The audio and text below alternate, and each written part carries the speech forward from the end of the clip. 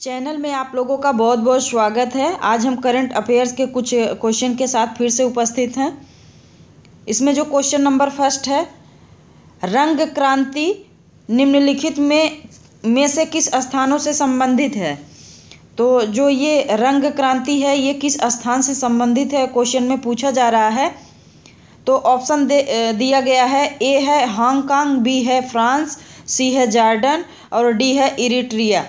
तो इसमें जो हमारा सही ऑप्शन है वो है हांगकांग। तो इसके बारे में थोड़ा सा देख लेते हैं। चीन के हांगकांग और मकाऊ मामलों के कार्यालय ने एक बयान में इस कदम की प्रशंसा की कि विरोध प्रदर्शन एक रंग क्रांति, एक शब्द यूक्रेन और अन्य पूर्व सोवियत राज्यों में लोकप्रिय विद्रोह का उल्लेख करने के लिए बनाया गया था, जिसमें बाहरी शक्तियों के हस्तक्षेप से लंबे समय से चले आ रहे शासनकर्ता समाप्त हो गए थे कि उसी के लिए ये विकसित किया गया था। रंग क्रांति एक शब्द है जिसे विश्व भर की मीडिया द्वारा व्यापक रूप से विभिन्न संबंधित आंदोलनों का वर्णन करने के लिए उपयोग किया गया था, जो 2000 के दशक के प्रारंभ में पूर्व सोवियत संघ और बाल्कन के कई देशों में विकसित हुए थे।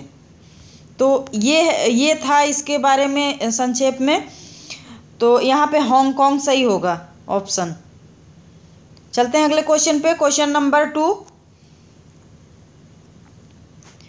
युवा सहलैब यूथ को लैब के संबंध में निम्नलिखित कथनों पर विचार कीजिए।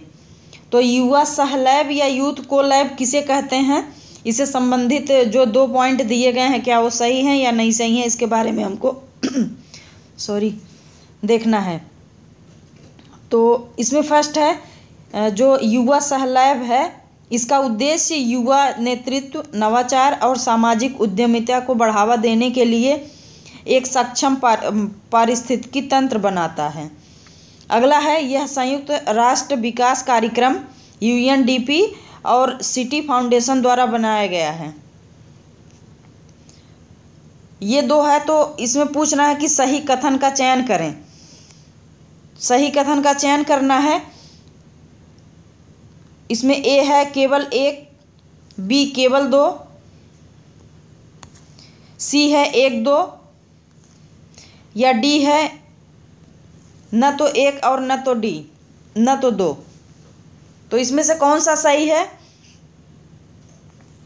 इसमें से जो सही है वो है ऑप्शन नंबर सी, यानी कि ये जो दोनों पॉइंट हैं ये दोनों इसी से संबंधित हैं।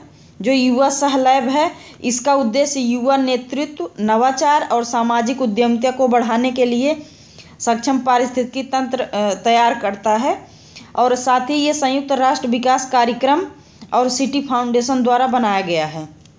तो इस तरह से सही होता है ऑप्शन नंबर सी। चलते हैं अगले क्वेश्चन पे। क्वेश्चन नंबर 3, भारत का पहला ई-वेस्ट क्लिनिक कहाँ स्थापित किया गया है। तो भारत का पहला जो है ई-वेस्ट क्लिनिक कहाँ स्थापित किया गया है, तो इसमें देख लेते हैं।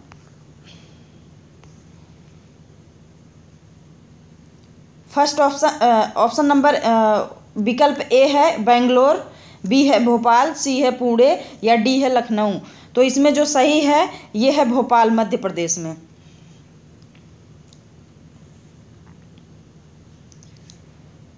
इसके बारे में जान लेते हैं थोड़ा सा कि ये भोपाल नगर निगम और केंद्रीय प्रदूषण नियंत्रण बोर्ड ने भोपाल में देश का पहला ई-कचरा क्लिनिक स्थापित करने के लिए हाथ मिलाया है, जो घरेलू वाणिज्यिक दोनों इकाइयों से कचरे के पृथक्करण, प्रसंस्करण और निपटान में सक्षम होगा।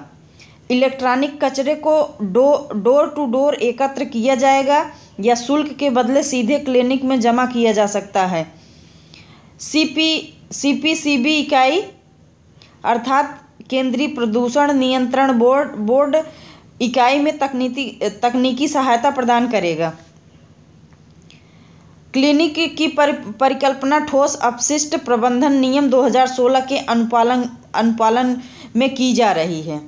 तो इस तरह से इसके कुछ इम्पॉर्टेंट पॉइंट थे जो अभी देखे, तो ये हमको याद रखना है इसमें सिर्फ कि जो ई वेस्ट क्लिनिक है ये कहाँ स्थापित किया गया है, तो भोपाल में।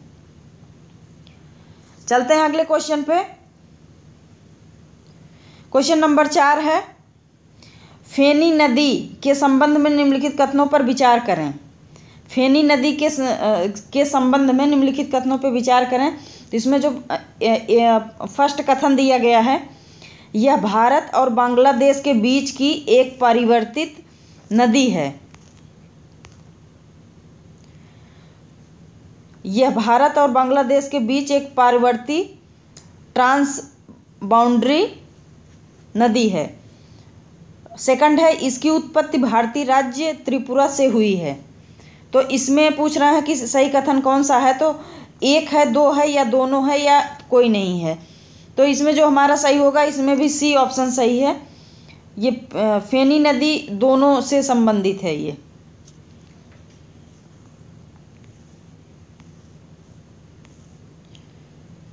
चलते हैं अगले क्वेश्चन पे। क्वेश्चन नंबर 5 क्वेश्चन पे देख लेते हैं कि हिमवद गोपाल स्वामी बेट्टा हाल ही में समाचारों में था, यह कहाँ स्थित है। तो ये हिमवद गोपाल स्वामी बेट्टा जो है ये समाचार में था अभी। तो ये पूछा जा रहा है इस क्वेश्चन में कि ये कहाँ स्थित है। इसमें जो ऑप्शन है, ए है बांदीपुर राष्ट्रीय उद्यान,